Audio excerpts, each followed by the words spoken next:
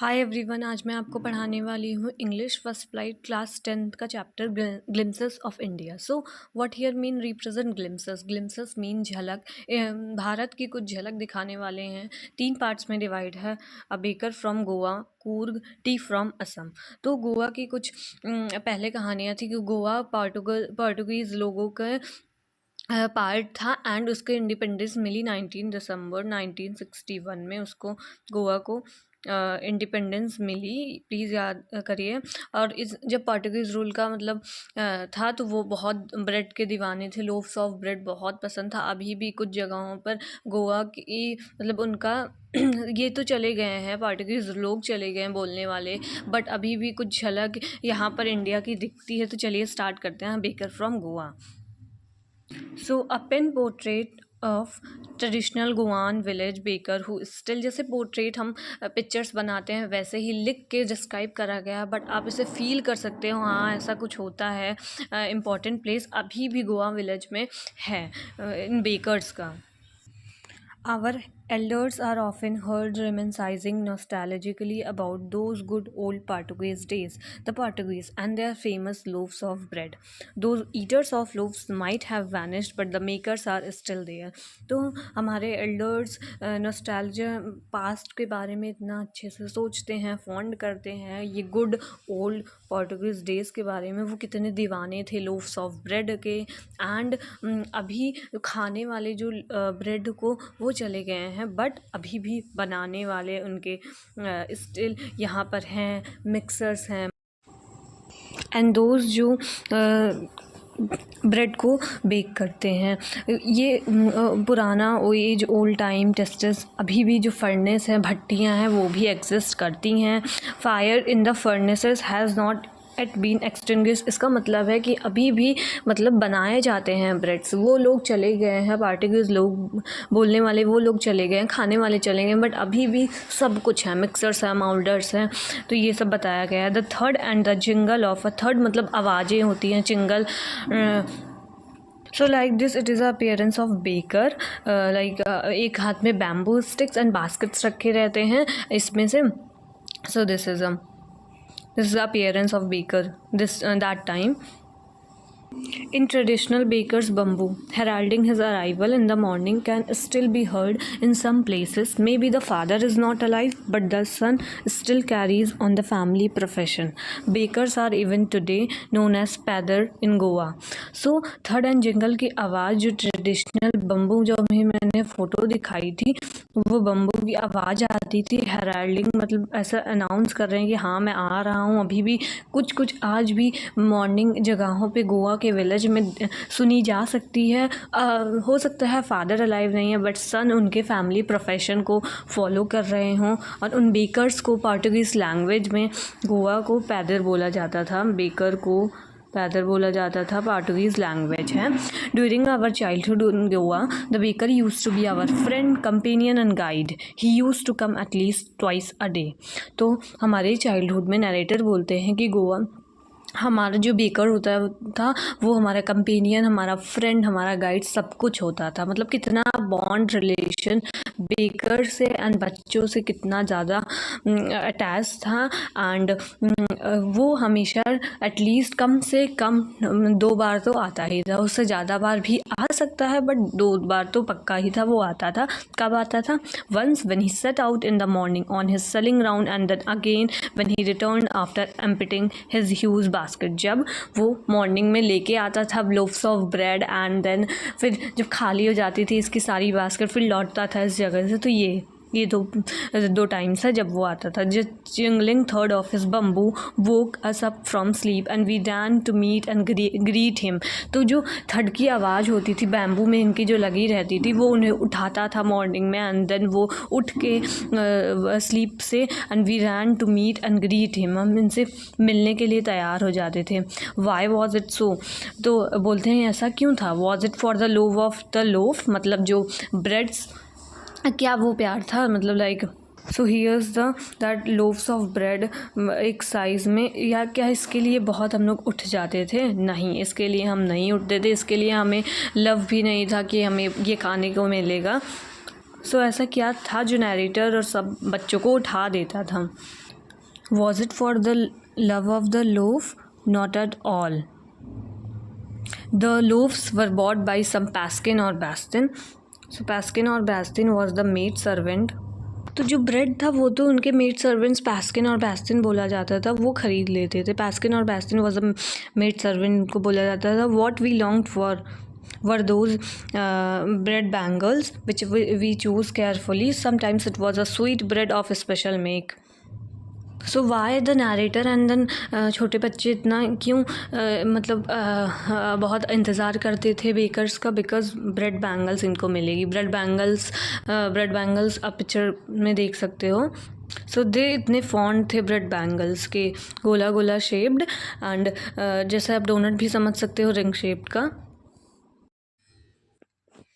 The baker made his musical entry on the scene with the Jhang Jhang sound of specially made bamboo staff. Bamboo में झंग झंग की आवाज़ आती थी. Staff means stick. One hand supported on the basket on his head and the other banged the bamboo on the ground. तो bamboo एक नीचे रहता था एंड देन बास्केट से वो अदर हैंड से अपने इसको बास्केट को संभाले रहता था. He would greet the lady of the house with good morning and then place his basket on the vertical bamboo. तो सबको ग्रीट करता था. We kids would be pushed aside with a mild rebuke and the loaves would be delivered to the servant. तो हम जब आते थे दौड़ने के लिए तो सर्वेंट्स हमें भगा देते थे कि हम लेके आ रहे हैं आप सबके लिए. तो हम बच्चे भी हार नहीं माना करते थे. इसमें लिखा है but we would not give up, we would climb a bench और the parapet and peep into the basket. Somehow I can still recall the typical fragrance of those loaves. तो मुझे भी हम लोग झाँकते थे. जैसे हम लोग एक दीवार, छोटी सी दीवार है, इसके पीछे से कुछ झाँकना बगल में या ऐसा कुछ ये करते थे. एंड उन्हें अभी भी उन ब्रेड्स की, उन लोव्स की फ्रेगरेंस, खुशबू बहुत अच्छे तरीके से याद है. And loaves for the elders and the bangles for the children. जो ब्रेड आते थे वो तो एल्डर्स के लिए थे, जो पैस्किन और बैस्टिन लेके जाते थे, मतलब मेड सर्वेंट्स. एंड जो ब्रेड बैंगल्स थे, जो रिंग शेप का ब्रेड बैंगल्स, वो स्वीट मीठा था, वो चिल्ड्रन के लिए था. Then we did not even care to brush our teeth, to wash our mouths properly. तो हम केयर भी नहीं करते थे अपने टीथ को ब्रश करने के लिए. तो वो एक प्यारा सा कंट. एंड वाई शुड वी, हम क्यों करें. We who would take the trouble of plucking the, पहले तो मैंगो लीफ से करते थे ना. मैंगो लीफ कौन तोड़े, आम का पत्ता, आम का डंडी. एंड देन इतनी ठंडी में या गर्मी में भी तो कौन ही टूथब्रश बनाए. एंड वाई वॉज इट, क्यों ही ज़रूरी था, Y was it necessary at all. The tiger never brush his teeth. तो टाइगर तो कभी अपना ब्रश ही नहीं करता थी, तो हम क्यों करें. Hot T could wash and clean up everything. तो बोलता है कि जो हम गरम गरम चाय पियेंगे ना, सारे बैक्टीरिया एंड सब कुछ निकल जाएंगे. तो यही पूरा इसमें दिखाया गया. एंड देन अगले स्टैंजा, अगले में हम देखेंगे कितनी इंपॉर्टेंस रहती थी ब्रेड की. ब्रेड के बिना कुछ भी नहीं होता था. Marriage gifts are meaningless without the sweet bread known as bol. तो किसको यूज़ करते थे, स्वीट ब्रेड बोल का यूज़ करते थे. जस्ट एज पार्टी और a feast loses its charms without bread. तो बोलते हैं अगर ब्रेड ना हो किसी पार्टी, किसी फेस्ट में, तो वो अपना चार्म खो देती है. इसीलिए मैरिज गिफ्ट अगर हम किसी को देंगे तो स्वीट ब्रेड देंगे विच इज़ बोल. चलिए फिगर भी दिखा देती हूँ आपको. So this is sweet bread bol, जो बहुत अच्छा है. Not enough can be said to show how important a baker can be for a village. तो इसमें आप देख सकते हैं विलेज में बेकर का कितना इंपॉर्टेंस है. The lady of the house must prepare sandwiches on the occasion of her daughter's engagement. अगर किसी भी इनकी डॉटर की विलेज में कभी भी किसी की इंगेजमेंट होती है तो वो इनकी मम्मी, इनकी मदर, घर की लेडी सैंडविचेस बनाती थी. केक्स एंड भोलिनाज are a must for a Christmas as well as other festival. तो केक्स भी इंपॉर्टेंट है क्रिसमस के लिए. एंड देन बोलिनाज is coconut bread something. So this is sandwiches as we all know and this is बोलिनाज, coconuts. Okay, so coconut must be Bolinas and Christmas as well as other festival. Thus the presence of baker furnace in the village is of. तो baker कितना important है, baker furnace कितना important था village में. Baker और bread seller of those days, उनके days had a peculiar dress known as कबाई. उनको क्या, एक कबाई था, एक लॉन्ग फ्रॉक टाइप का था, जो reaching down to the knees तक पहुंचता था ऐसा, और उसे कबाई बोलते थे। इन आवर चाइल्डहुड, तो फिर नरेटर बोलते हैं मतलब पोर्टुगीज डेज में कबाई पहनते थे। एंड जब चाइल्डहुड एल्डर्स जब नरेटर छोटे थे तब वो उन्होंने शर्ट और ट्राउज़र देखते थे जो मतलब हाफ पैंट से छोटी, मतलब घुटने के ऊपर थोड़ी सी रहती थी। एंड अभी भी आज अगर किसी को भी हाफ पैंट पहने देखते हैं तो उसे पैदर के नाम से बोला जाता है। पोर्टुगीज डेज में किस तरह का ड्रेस था? कबाई, विच इज़ मतलब एक सिंगल फ्रॉक था लाइक। एंड चाइल्डहुड नरेटर के चाइल्डहुड में एक शर्ट थी एंड टी शर्ट थी एंड देन पैंट थी। Okay, so the baker usually collected his bills eight the end of the month मतलब आखिरी के महीने में सारा अपना सैलरी ये सब काउंट करते थे। Monthly accounts used to be recorded on some wall in pencil, तो पेंसिल से रिकॉर्ड मतलब सब किया जाता था। Baking was indeed a profitable profession in the old days, तो baking was a indeed profitable profession मतलब बहुत उस समय, उस अभी तो नहीं बट उस समय मतलब पोर्टुगीज डेज में कितना प्रॉफिटेबल प्रोफेशन था baking. The baker and his family never starve, तो बेकर और उसकी फैमिली कभी भूखी नहीं सोती थी। He his family and his servants always look happy, उसकी फैमिली वो एंड उसके सर्वेंट्स हमेशा हैप्पी रहते थे, हमेशा प्रॉस्परस रहते थे, मतलब बहुत प्रॉफिटेबल रहता था। क्योंकि आप देख सकते हैं ब्रेड का कितना इंपॉर्टेंस है हर एक जगह। Bread, marriage, engagement and Christmas और कैसे बताया गया। एंड ब्रेड में अगर किसी पार्टी में ब्रेड ना हो तो वो अपनी जान खो देता है। मतलब आप देख सकते हो कितना इम्पॉर्टेंट है ब्रेड एंड बेकर। अगर बेकर भी ना हो तो their plump physique was an open testimony to this, तो प्लम फिजिकी मतलब fat body and then open testimony मतलब एक एविडेंस, एक क्वालिटी, एक कैरेक्टर किसी को दिखाने के लिए हाँ हाँ कितने अच्छे से वो रहते थे। इनका फिजिकल अपीयरेंस देख के लोग कह सकते हैं कि हाँ it is a profitable profession.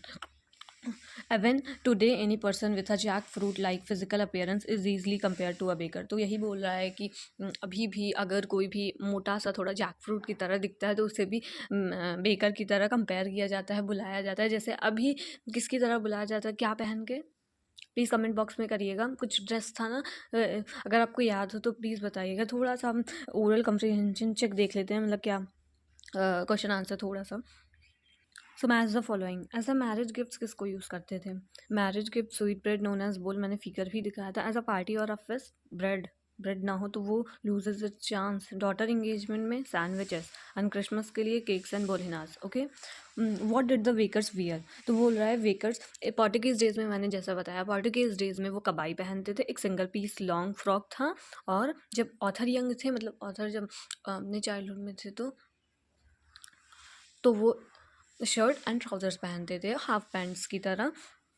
Who invites the comment, he is just like a पैदर, वाई, तुम बोल रहे हैं कौन कमेंट पास करता था he is just like a पैदर। लोग करते थे जब वो अगर शर्ट एंड ट्राउज़र में कोई भी पहन के आता था तो इसको एज अ पॉइंट किया जाता था, अरे you are looking like baker, तो ऐसे। तो where were the monthly accounts of the baker recorded? At the end of the month में मंथली पूरा रिकॉर्ड किया जाता था। And what does a jackfruit like appearance mean, मतलब jackfruit like appearance mean physical appearance जो healthy हो and someone who is fat, यही तो दर्शाया गया है कि जो थोड़ा सा मोटा टाइप हो एंड उसे दिखे कि हाँ it he is healthy, so it consider किया जाता है हाँ ये अच्छे ख़ानदान से, प्रॉफिटेबल प्रोफेशन भी है बेकर। तो यही है। तो आई होप ये पूरा सा बेकर फ्रॉम गोवा आपको समझ आ गया हो कि कैसे पोर्टुगीज़ डेज अभी भी ब्रेड की कितनी इम्पोर्टेंस है और हर एक जगह ब्रेड कितना फेमस है। तो आई होप अगर ये आपको अच्छी लगी हो video then like my video, subscribe my channel. आप मुझे बता भी सकते हो किस और लेसन पे बनाऊँ टॉपिक।